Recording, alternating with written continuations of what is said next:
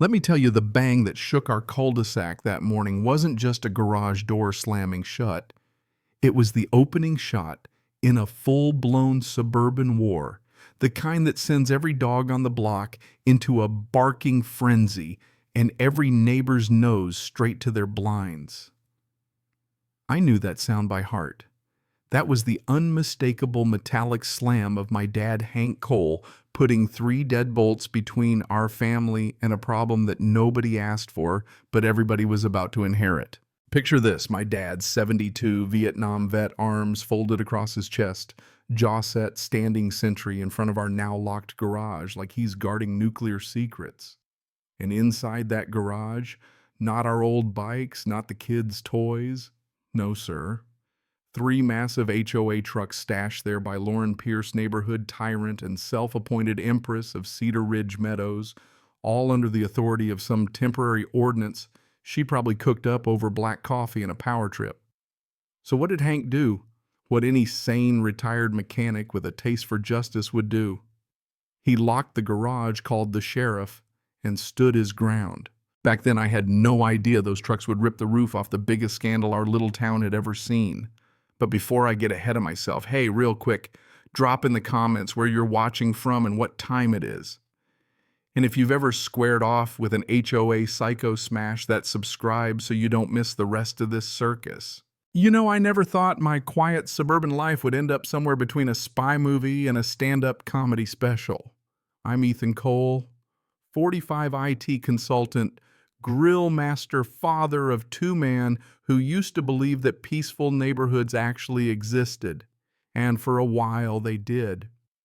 Cedar Ridge Meadows had everything: manicured lawns, polite nods, kids on bikes, and a monthly HOA newsletter warning us against aggressively colored flowers. That last part always cracked me up until Lauren Pierce took over the HOA and turned every suggestion into an edict. Lauren was all sharp edges and sharper lipstick hair that wouldn't move in a hurricane clipboard fused to her hand. If she'd had a badge, you'd have thought she was from the Pentagon. At first, it was little stuffed notes on doors nagging about trash bins, friendly advice about painting my mailbox a less offensive shade. But the escalation, it started with muffins. Yeah. One afternoon, I come home to a box on my porch, 6 muffins hard enough to stop a bullet, and a sticky note. Your trash bins remained visible longer than permitted. Also, per temporary ordinance, 47B, the HOA will be using your garage this week. Much appreciated, Lauren. I mean, what do you even do with that? I was dumbfounded. Hank wasn't. He just shook his head. She's testing you, son. First muffins, then your garage. Next thing, she'll want to host town hall meetings in your living room. I laughed. That's what normal people do. Hank, he just started pacing, chewing a toothpick like he was sharpening it for battle. She's measuring how far you'll let her push. You give an inch, she'll take the whole house. Well, the next morning, 3 unmarked industrial trucks rolled into my driveway, engines idling like they were warming up for something sinister. Lauren steps out of her Lexus magenta blazer and heels clicking like a countdown clock. She's all smiles, waving me off. Only a few days. Ethan, just equipment overflow. You understand? No, I did not. Then she had her goons guys with no sense of humor march up and ask for the garage code. Lauren chimes in, it's all approved. Temporary Ordinance 47B. Hank materializes behind me, his voice steel. Approved by who? By me. Lauren says, sweet as arsenic. Those guys punch in a code Lauren clearly knows and wedge the trucks into my garage bumper to bumper. Hank doesn't even blink for 2 minutes, then quiet as a storm about to break, turns to me and says, get me the lock, son. I should have stopped him. Any responsible adult would have suggested a lawyer.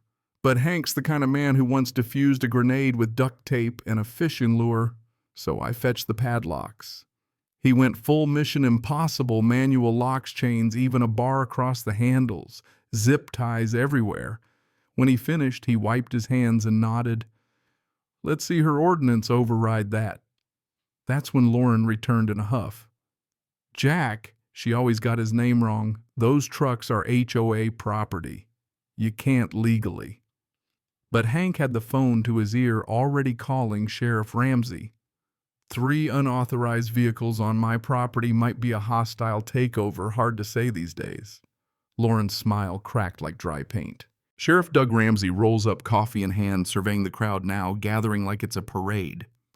Lauren waves her folder of regulations, rattling off ordinances. Hank doesn't flinch. My garage isn't a depot and my son's not a warehouse manager. No one asked permission. The sheriff shrugs, ma'am. Unless you have signed consent, you can't store HOA property on private land. Lauren looked like she'd swallowed a whole lemon, but the truck stayed locked. From that moment, Cedar Ridge Meadows stopped being suburbia. It was a battlefield. That night, rumors flew around Facebook. Someone posted, "Rumor sheriff called," because HOA tried to store a SWAT truck in someone's garage. Anyone know more? The comments exploded. Hank became a legend overnight. But while the gossip spread, Hank stood by the kitchen window, lights off, watching. "She'll be back," he muttered. "Lauren," I asked, "know the Queen Lizard herself?" I laughed. "You think I'm kidding, son? People like her don't accept failure. They regroup, they retaliate, they slither." Yeah. I thought he was being dramatic. I saw how wrong I was by midnight when I heard a metallic clink outside. I wake Hank. He doesn't grab a weapon, just the remote for our motion-triggered sprinklers. We creep to the window, and there's Lauren in black leggings, hoodie, latex gloves, looking like a burglar from a sitcom wrestling with a bolt cutter. "Activate countermeasures," Hank whispers. I hit the button. Our sprinklers go off like geysers, blasting her straight in the face. She slips, slides, scrambles, and runs off drenched. By sunrise, the video's all over the neighborhood, Operation Karen Wash. Someone even made Team Hank t-shirts. But the trucks bugged me. Why 3? Why unmarked? Why were the drivers so off? I convinced Hank we should look inside. We popped the back of the middle truck lights off. What we found, a surveillance command center. Monitors, cases of hidden cameras disguised as rocks, and birdhouses folders, labeled with neighbors' names and behavioral notes. SD cards, logs of violations enough to make your stomach drop. They had a folder on me. History of minor resistance, potential influencer among residents, garage access. Ideal for storage. Hank laughs. "You're classified as a threat." It was funny, but also not. This is leverage, son. This is control. She's not running an HOA. She's running an intelligence agency. So we start collecting evidence, photos, logs, theories. But Hank's eyes, he's in battle mode. "Tomorrow, emergency HOA meeting. We're bringing everything." I ask if people will listen. He grins. Not at first, but once they see what's inside those trucks, Lauren's empire will crack like a bad sidewalk. We show up early, center row reserved, presenting evidence on sticky notes. The room's packed.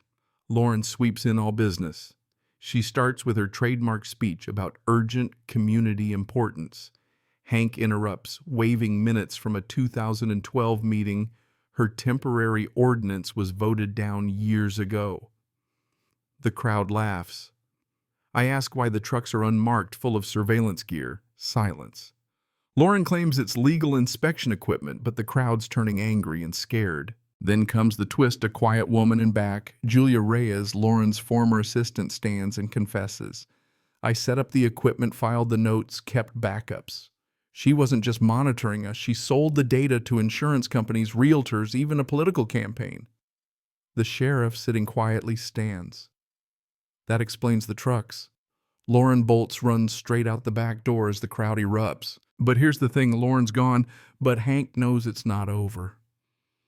People like Lauren, they don't go quietly. They go underground. Sure enough, next day, anonymous HOA notices start popping up.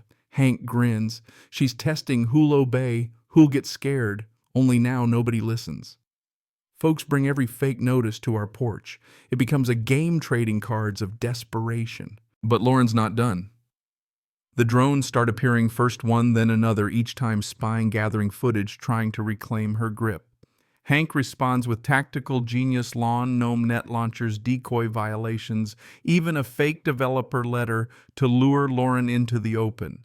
Every trick, every trap, and finally undeniable proof caught on camera, caught with her own tech, exposed by her own assistant, delivered to the feds by the sheriff. When the FBI finally pulls up, Lauren freezes, tries to run, doesn't make it 2 steps. They take her quietly. No cuffs, no shouting, just a gentle, inevitable end to her reign. And as her car disappears, the neighborhood breathes out together. But Hank doesn't rest. The kingdom doesn't heal overnight. Sure enough, another drone, more fake notes, more desperate moves from Lauren, until finally Hank drops every violation she ever wrote on her porch with a note, "Retire." 2 days later, her house is empty. Gone. For the first time in years, Cedar Ridge Meadows is just a neighborhood again. The HOA reforms. Neighbors read out Lauren's dumbest rules and rip them to confetti. People talk share food, hold a block party crown, Hank neighborhood hero. And for a moment, everything is right. But in the quiet, I realize something. Neighborhoods aren't built on fear, they're built on trust. Rules don't hold us together, people do. People who show up, stand together, say enough when enough is enough. That's what saved us. If you're dealing with your own HOA horror show, remember, you're stronger when you stand together. And hey, tell us your story in the comments. Who kept your neighborhood in line? Fear or a good old-fashioned barbecue? Hit subscribe for the next round in the battle for suburban sanity.